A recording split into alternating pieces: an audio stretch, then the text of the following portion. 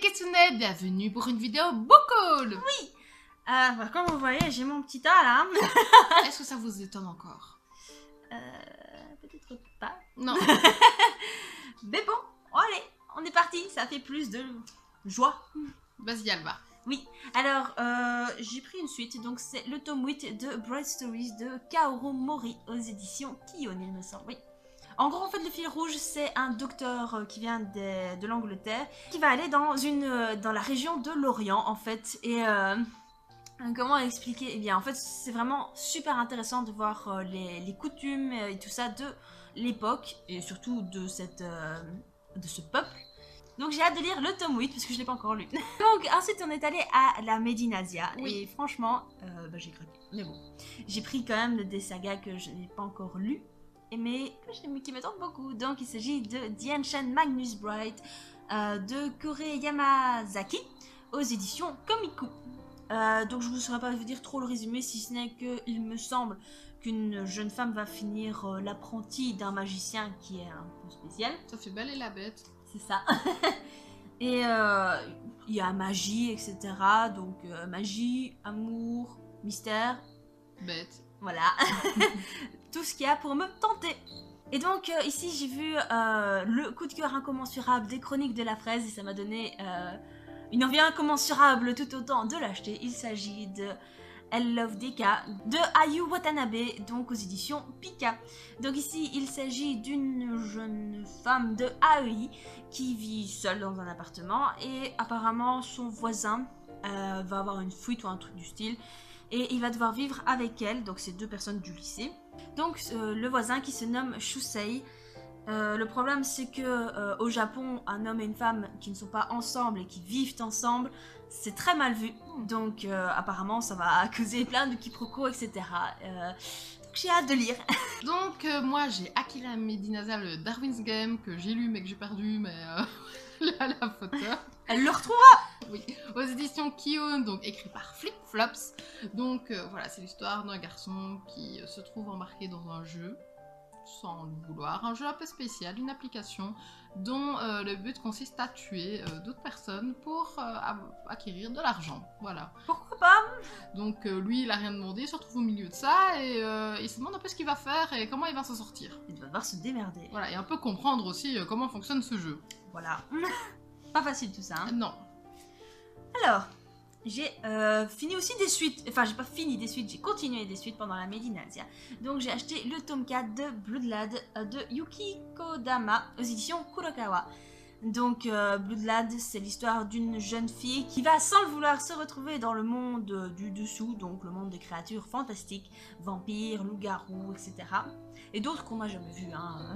On va lui dire en fait qu'elle est morte et elle c'est une sorte de créature un peu spéciale à elle toute seule. Donc elle va se lier d'amitié avec un vampire qui se nomme Stas, qui est tout aussi puissant mais aussi fan du monde des humains. Donc il va essayer de la sauver. Ensuite, j'ai pris le tome 2 de Yona, Princesse de l'Aube de Mizuho Kusanagi. Très joli. Aux éditions Pika. Donc pour ceux qui ne le savent pas, c'est mon animé préféré. Et donc, comme l'anime n'avance pas, j'ai décidé de m'attaquer au manga. Donc, je suis qu'au tome 2, donc pour vous dire, il n'y a rien de neuf sous le soleil pour moi. Mais c'est toujours un plaisir de voir cette princesse qui a vu sa vie basculer le jour où on a assassiné son père. Et l'assassin n'est autre que l'amour de sa vie, c'est-à-dire Suwon, son cousin. Et ouais. Je suis toujours étonnée. Ah, d'accord. Bon, pas moi, avec les animés. Plus rien ne m'étonne. Le choc est intense, mais elle va s'enfuir avec son garde du corps qui n'est autre que Hack, et non pas Hack, n'est-ce pas? Ma meilleure amie. Donc voilà, j'ai hâte de voir ce qui va se passer, enfin je sais ce qui va se passer, mais j'ai hâte de le revoir. Alors, Art, le tome 4 de Kei Okubo aux éditions Komiku aussi.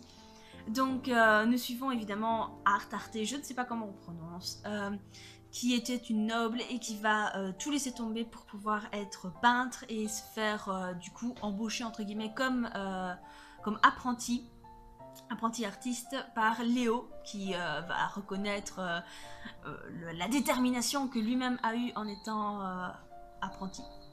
Donc voilà, c'est un discours assez féministe parce que ça veut l'égalité entre les femmes et les hommes, alors que c'est à la Renaissance, donc c'est pas facile pour elle parce que les peintres ne sont que des hommes, peintres, sculpteurs, etc. Donc et cette fille est juste pleine de vie, elle n'abandonne jamais, c'est génial et c'est vraiment, c'est revigorant en fait de lire Arte. Bon, pour continuer dans les seinen, donc Awaken, merci Alba, de Hitori Renda aux éditions Kion.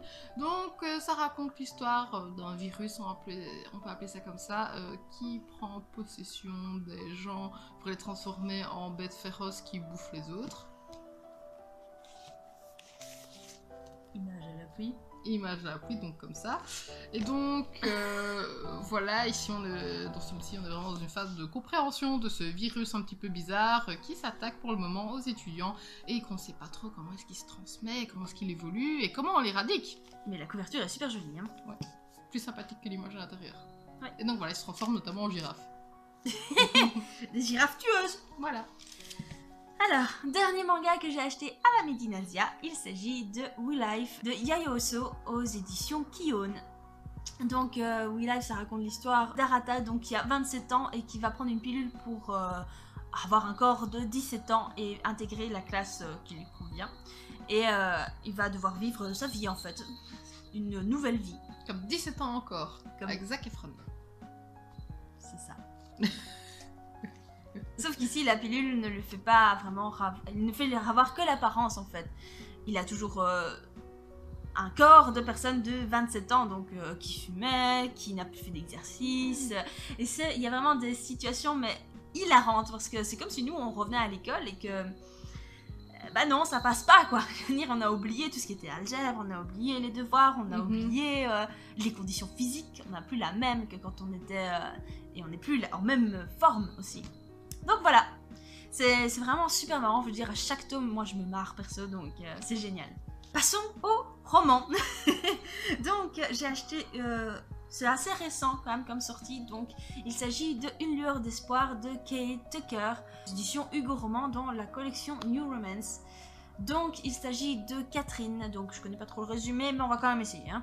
Il s'agit de Catherine qui n'a pas envie de se faire connaître, et qui essaye par-dessus tout de rester invisible. Malheureusement, à un moment donné, elle va être témoin d'un accident et elle va aller sauver en fait le monsieur à l'intérieur et elle va appeler les ambulances et tout ça, mais elle va partir au bout d'un moment. Le problème, c'est que l'individu qu'elle a sauvé n'était autre que Brett Madden, une star nationale de hockey. Et le truc, c'est qu'il va essayer de chercher à la rencontrer pour la remercier. Très gentil. Et s'ensuit en fait une histoire d'amour évidemment, comme vous vous en doutez. Donc j'ai envie de voir un petit peu comment les thèmes sont abordés là-dedans, parce qu'apparemment c'est très beau, très doux et mignon. Donc voilà. Alors, je vais vous présenter donc Un chant de Noël de Charles Dickens, donc qui a inspiré le drôle de Noël de Scrooge. C'est pas l'étrange Noël de Monsieur Scrooge? C'est ça, c'est ça. Je sais pas en fait. Enfin, vous voyez de quoi on parle de C'est Scrooge, quoi. Voilà.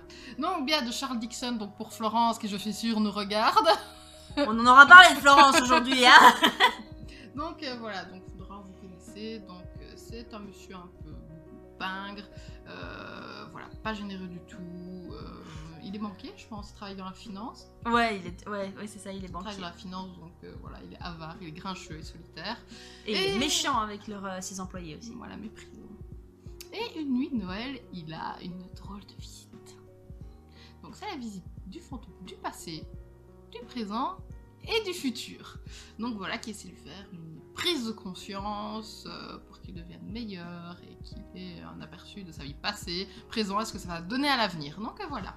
C'est fait pour qu'il ait un recul sur lui-même. C'est ça. C'est une belle leçon de vie et de morale. Oui. Voilà. Ok, c'est parti. Donc comme d'habitude, je vais toujours faire un petit tour chez Belgique Loisirs. Et ici, j'ai jeté mon dévolu sur une suite. Donc il s'agit du tome 5 de Rebecca Keane, donc de Cassandra O'Donnell. Donc comment ça s'appelle? C'est l'Armée des âmes ici. Donc je pense que vous en avez entendu parler dans les divers book hauls qu'on a fait, mais aussi dans un update de lecture, parce que j'ai déjà lu le tome 1. Donc comme vous voyez, je suis bientôt à jour dans les achats, vu que le 6e est sorti il y a un an plus ou moins, je crois. Donc Rebecca Keane, l'histoire de Rebecca Keane, évidemment, qui est une sorcière et qui va emménager avec sa fille dans une petite ville américaine qui elle pensait assez calme, mais avec finalement désagréablement surprise par un taux élevé de créatures fantastiques. Donc par divers mystères, elle va devoir faire plusieurs enquêtes pour ces créatures fantastiques qui sont pas toutes gentilles. Ne t'arrête pas. Ne t'arrête pas. Continue.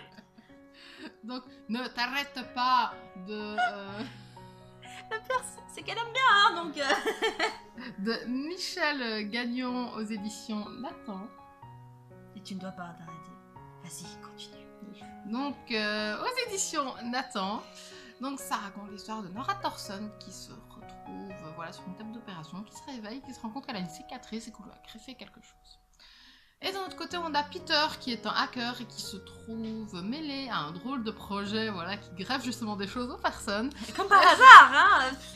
Et donc, ils vont finir par faire équipe et essayer de comprendre quel est ce projet qui est mené par des gens puissants qui n'hésitent pas à exploiter voilà, des pauvres SDF ou des gens un peu seuls pour se faire encore plus de fric.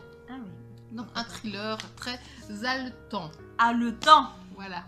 Voilà, et pour les derniers livres que j'ai achetés, il s'agit des versions illustrées de Des étoiles de Nocède aux éditions France Loisirs. Donc voilà, oui, ils sont un peu... ils sont envahissants. Ils sont canons. Ils sont très beaux. Donc j'ai jamais lu les étoiles de Nocède et quand j'ai vu qu'elles étaient là à 16 €, j'étais là, c'est bon, je les prends quoi. 16 ou 19 €. Enfin, bon. Donc il y a plusieurs illustrations à l'intérieur. Je vais essayer de retrouver, par exemple, ça. Et il sent bon. Test olfactif. Ah, vrai. J'approuve. Voilà, donc Sophie Germain, je crois que tout le monde la connaît maintenant. Elle a fait Les Anges Morts aussi. Donc la saga de Félicité Hadcock, Les Étoiles de Nocède. Elle en a fait encore pas mal d'autres. C'est pour l'instant les deux que j'ai en ma possession. Donc j'ai hâte de le lire, ça fait longtemps que j'ai envie de me lire. Et si j'aime beaucoup, je crois que je me procurerai les éditions aussi de J'ai lu qui sont vraiment pas mal avec les petites fioles. Ah bah je vais vous mettre la photo si je la trouve. Donc voilà, je sais même pas vous dire de quoi ça parle. Je l'ai su un jour, je l'ai su. Mais je sais plus. Donc c'est juste, je pense que c'est une histoire qui se déroule en Écosse ou en Irlande, je ne sais plus trop dans ce coin-là, avec des légendes évidemment. Et de l'amour, du fantastique, donc c'est tout ce que je suis susceptible d'aimer. Pour mon dernier livre, Skeleton Creek de notre copain Patrick, donc le tome 2 aux éditions Bayard. Donc voilà, si vous vous souvenez, c'est un bouquin où il y a des vidéos à aller voir sur internet pour illustrer donc notre lecture. Donc pour faire un petit rappel, c'est Ryan voilà, qui a été faire une expédition avec son amie Sarah dans un lieu où on exploite de l'or. Et ils ont aperçu un fantôme. Donc en fait c'est un lieu et une ville voilà, entourés de beaucoup de secrets qui vont essayer de percer, de découvrir et se rendre compte que finalement leur famille et d'autres personnes y sont mêlées. Et donc voilà. Et ben voilà. Oui. C'était déjà pas mal, hein. On a fait vite, clair, concis. On espère que vous avez eu le temps de tout voir. Voilà. Le courage de tout voir. En attendant, eh bien, pour une nouvelle vidéo, oui. Profitez bien. Lisez bien, vivez vos lectures, abonnez-vous et mettez un j'aime. Si vous aimez la vidéo, évidemment. Voilà. On espère que vous aimez. Et si vous n'aimez pas, si vous trouvez que... Si vous avez des idées de vidéos que vous voudrez voir plus ou moins, bref, n'hésitez pas à nous le dire. Voilà, on serait content d'avoir votre avis. Voilà. En attendant, bisous!